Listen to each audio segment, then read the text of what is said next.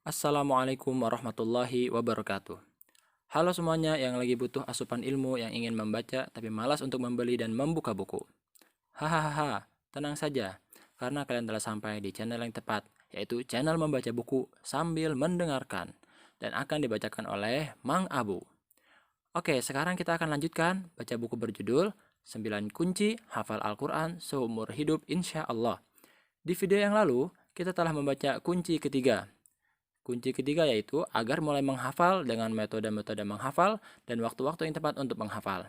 Dan di video kunci keempat ini, kita akan membahas metode-metode murojaah yang bisa mempertahankan hafalan kita seumur hidup insya Allah. Mau tahu seperti apa saja metode-metode tersebut? Oke, langsung kita masuk ke bacaannya. Kunci keempat, sadar murojaah. Ini adalah bagian paling penting dalam dunia hafalan Al-Quran. Semua penghafal Al-Quran sepakat bahwa murojaah tidak boleh diabaikan.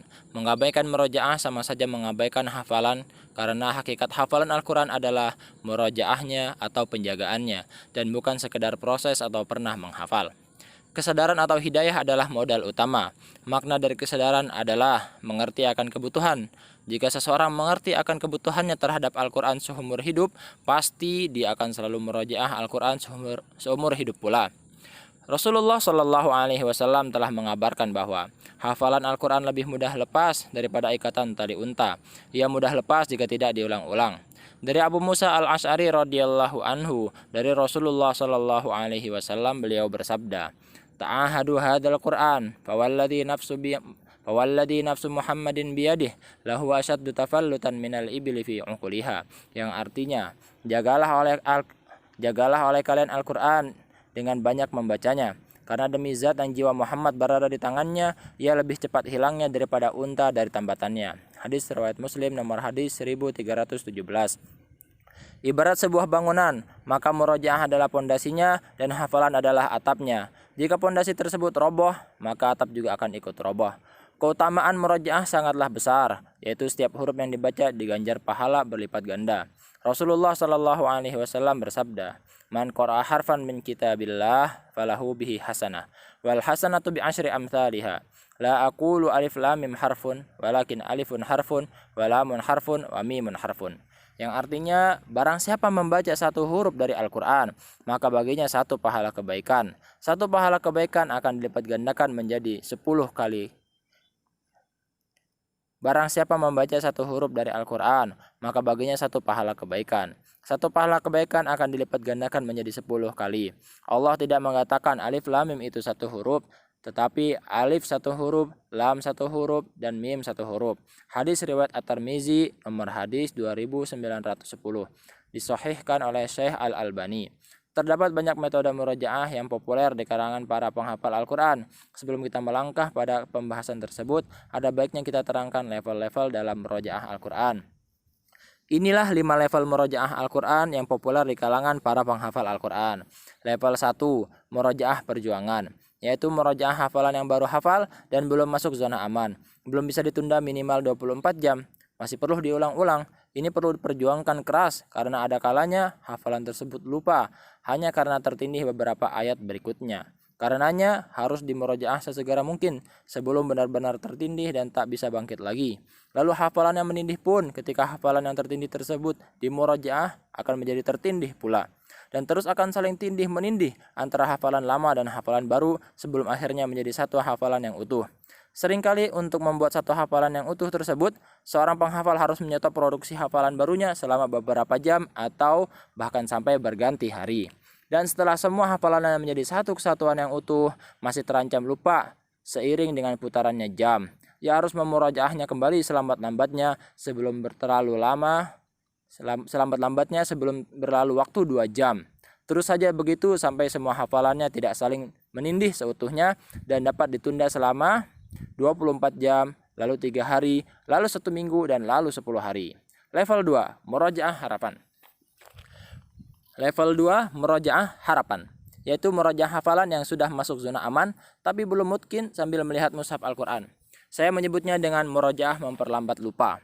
Karena hafalan yang belum mungkin jika dimurojaah sambil melihat mushaf, menyebabkan hafalan yang sudah masuk melalui mata ke dalam hati akan keluar lagi melalui mata ke dalam mushaf. Apa yang dilihatnya tidak menambah ingatannya, karena ingatan yang sudah ada akan mengganggu proses pemotretan kembali huruf-huruf dalam mushaf oleh mata. Yang terjadi hanya menyesuaikan ingatan yang remang-remang dengan apa yang dilihatnya, sepintas dari mushaf. Yakni sebenarnya hafalan akan lupa pada akhirnya tapi diperlambat dengan murojaah sambil melihat mushaf. Tapi ini sangat bagus apabila hafalannya kembali dihafalkan sebelum benar-benar lupa. Level 3, murojaah pertahanan, yaitu murojaah hafalan yang sudah mungkin untuk menjaga dan mempertahankannya. Murojaah ini dilakukan dengan tanpa melihat mushaf dan tanpa memperhatikan kualitasnya. Biasanya temponya cepat. Yang penting target murojaahnya tercapai. Misalnya punya hafalan 15 juz dan zona aman hafalannya 3 hari. Berarti dia harus mengejar target murojaah 5 juz sehari. Tapi ini belum dapat menambah kualitas hafalan, juga tidak menguranginya. Jika punya hafalan dengan nilai 80, maka tetap nilainya 80. Tidak naik menjadi 90, juga tidak turun menjadi 70. Level 4, murojaah menguatkan, yaitu murojaah hafalan yang sudah mungkin untuk semakin bertambah mungkin. Bukan sekedar mempertahankan hafalan, dilakukan dengan membaca tahqiq dan teliti, serta setiap halamannya dibaca berulang minimal 2 kali pengulangan dengan 1 kali tanpa mushaf dan 1 kali lagi melihat mushaf. Khususnya pada halaman-halaman yang biasa keliru sampai hilang semua keraguannya. Bisa ditambah dengan mengamati perbedaan ayat-ayat yang mirip, letak halaman, baris, nomor ayat, dan makna. Bagi yang setiap harinya sudah terbiasa murojaah banyak tanpa melihat mushaf, biasanya hafalannya menjadi membibir, sangat lancar di lidah, tak lagi berpikir saat membacanya. Akibatnya, membaca tak lagi terbayang letak-letaknya seperti pertama kali mungkin. Hal ini bisa dilihat contohnya pada hafalan surat Yasin. Biasanya yang hafiz 30 juz justru suka keliru ketika mengimami sholat dengan membaca surat Yasin atau surat-surat pilihan lainnya. Bukan karena tidak mungkin, tapi karena sudah terlalu sering dimurojaah sehingga membibir. Lalu ketika menjadi imam, hafalannya kembali ke hati dan pikiran. Dan ternyata ayat-ayat itu sudah lama tak melintasi hati dan pikiran. Sehingga ketika dilintaskan lagi ke hati, hafalannya menjadi berantakan. Jika sudah sedemikian rupa hafalannya, maka murojaah untuk menguatkan hafalan dapat dilakukan dengan kembali murojaah sambil melihat mushaf. Inilah tampaknya ada riwayat Imam Malik. Ketika bulan Ramadan datang, beliau murojaah dengan menggunakan mushaf setelah selama 11 bulan sebelumnya murojaah tanpa mushaf. Saya menyebutnya reopen mushaf. Level 5, murojaah menikmati lezatnya Al-Quran. Murojaah ini tak lagi mengejar target beberapa juz setiap harinya, juga tak melihat apakah hafalannya semakin mungkin atau tidak, melainkan larut dalam tadabbur yang memberikan efek yang hebat dalam kehidupan sehari-hari. Murojaahnya memproduksi makna, baik yang dikatakan maupun yang tak terkatakan. Di samping juz-juz hariannya, ada kalanya hatam dalam 1 rakaat sholat malam. Juga bisa semalaman hanya mengulang-ulang 1 surat atau 1 ayat saja. Misalnya seperti yang terjadi pada Imam Abu Hanifah. Dan murojaah di level manapun adalah sama nikmatnya jika dilakukan dengan ikhlas. Juga menjadi doa yang terhebat. Semuanya akan terasa menyenangkan. Bahkan sulitnya pun menjadi kesenangan. Yaden Muhammad Makhrayuddin, Indonesia Murojaah Foundation dengan sedikit editing. Adapun metode-metode murojaah yang diterapkan diantaranya 1. Metode sholati ila mamati, yaitu metode murojaah pada sholat sunnah. Metode ini adalah metode yang paling ampuh untuk mempertahankan hafalan. Metode ini selalu diterapkan oleh Rasulullah SAW. Keuntungannya cukup banyak, baik di sisi pribadi, sosial masyarakat, maupun hubungan seorang hamba kepada Sang Pencipta, yaitu Allah Ta'ala. Keuntungan lainnya adalah sebagai berikut. Pertama, insya Allah hafal Al-Quran seumur hidup. Salat adalah ibadah inti seseorang terus berusaha untuk istiqomah hingga ajal menjemput. Allah Ta'ala berfirman, A'udzubillahi minasyaitonirrajim, wa'bud rabbaka hatta ya'tiyakal yaqin, yang artinya, dan sembahlah Tuhanmu sampai yakin, yaitu ajal datang kepadamu. Quran Surat Al-Hijr ayat 99. Maka jika kita ingin hafalan kita bertahan seumur hidup, kita harus menerapkannya pada sesuatu yang seumur hidup pula, yaitu sholat. Kedua, disediakan pahala khusus. Rasulullah SAW bersabda, Ayuhibbu ahadukum idza raja'a ila ahlihi an yajida fihi thalatha khalifatin izamin simanin kulna na'am. Qala fathalathu ayatin yaqra'u bihinna ahadukum fi salatihi khairun lahu min salati khalifatin izamin simanin. Artinya, apakah salah seorang dari kalian suka bila kembali kepada istrinya mendapatkan 3 ekor unta yang sedang bunting lagi gemuk? Kami menjawab, ya. Beliau bersabda, 3 ayat yang dibaca oleh salah seorang dari kalian di dalam sholatnya adalah lebih baik daripada 3 ekor unta yang bunting dan gemuk itu. Hadis riwayat Muslim nomor hadis 802. Ketiga, sholat dan hafalan terjaga. Menjaga sholat adalah perintah Allah Subhanahu wa taala. A'udzubillahi minasyaitonirrajim. Hafizu 'alas shalawati was shalatil wusta wa qumu lillahi qanitin. Artinya, peliharalah semua sholat dan sholat wusta dan laksanakanlah sholat karena Allah dengan khusyuk. Quran surat Al-Baqarah ayat 238. Orang yang selalu menjaga sholat sunnah, baik rawatib qobliyah dan ba'diyah maupun sholat-sholat sunnah yang lain, insya Allah sholat wajibnya juga akan terjaga karena bagi laki-laki, ia selalu berusaha sudah berada di masjid sebelum masuk waktu sholat wajib. Adapun bagi perempuan harus sudah dalam posisi siap di atas sajadah sebelum masuk waktu sholat wajib. Rasulullah Shallallahu Alaihi Wasallam bersabda, Man thabara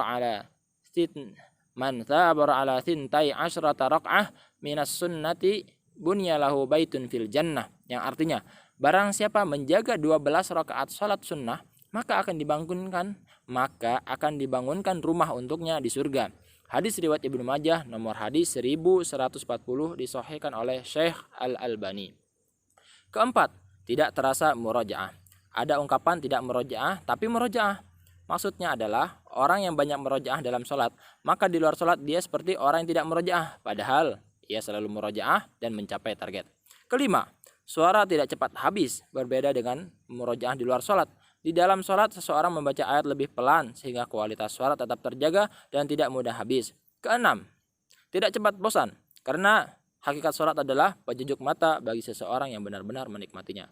Rasulullah Shallallahu Alaihi Wasallam bersabda, Hubbiba ilayya minad dunya an-nisa wat-tibu wa ju'ila qurrata 'aini fis shalah. Artinya, yang aku sukai dari dunia adalah wanita dan minyak wangi dan dijadikan penjujuk mataku ada dalam salat. Hadis riwayat Ahmad, hadis 11.845 Hasan dari banyak jalur. Di bawah ini beberapa salat sunnah yang dianjurkan untuk metode salati ila mamati, yaitu membaca ayat atau surat yang panjang. A. Salat lail atau salat malam. Rasulullah Shallallahu Alaihi Wasallam bersabda, Salatul laili masna masna, artinya salat lail atau salat malam adalah dua rakaat. Hadis riwayat Bukhari nomor hadis 990.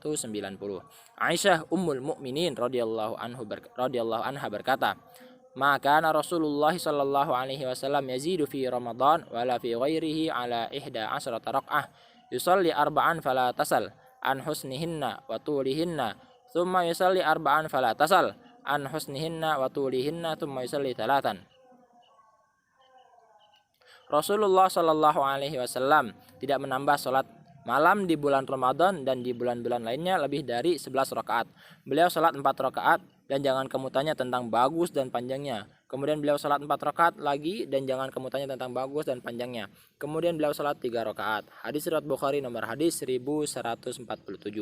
Boleh seseorang untuk sholat malam dan witir sebelum tidur jika khawatir tidak bangun malam. Boleh seseorang untuk sholat malam dan witir sebelum tidur jika khawatir tidak bangun malam.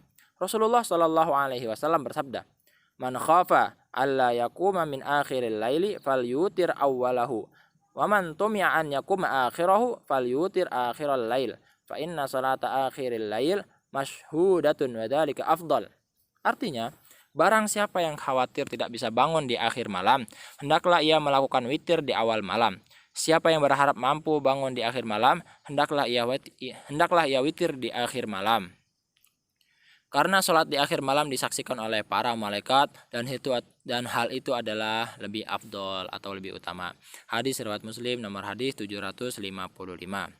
B. Sholat gerhana. Aisyah Ummul Mukminin radhiyallahu anha berkata, Khasafat asy-syamsu fi hayatin Nabi sallallahu alaihi wasallam, fa kharaja ila al-masjid, fasaffan nasu wa ra'ahu fakabbara, faqtara'a Rasulullah sallallahu alaihi wasallam qira'atan tawilah. Pernah terjadi gerhana matahari pada masa Nabi Shallallahu Alaihi Wasallam. Beliau keluar menuju masjid, lalu orang-orang membuat barisan di belakang beliau. Beliau lalu takbir dan membaca surat yang panjang. Hadis riwayat Bukhari, nomor hadis 1046. C. Salat yang tidak terdapat dalil tentang panjang atau pendeknya ayat yang dibaca. Dalam hal ini, penghafal Al-Quran hendaknya memperlama sholat untuk murojaah hafalan Al-Quran sesuai yang disarankan pada metode ini.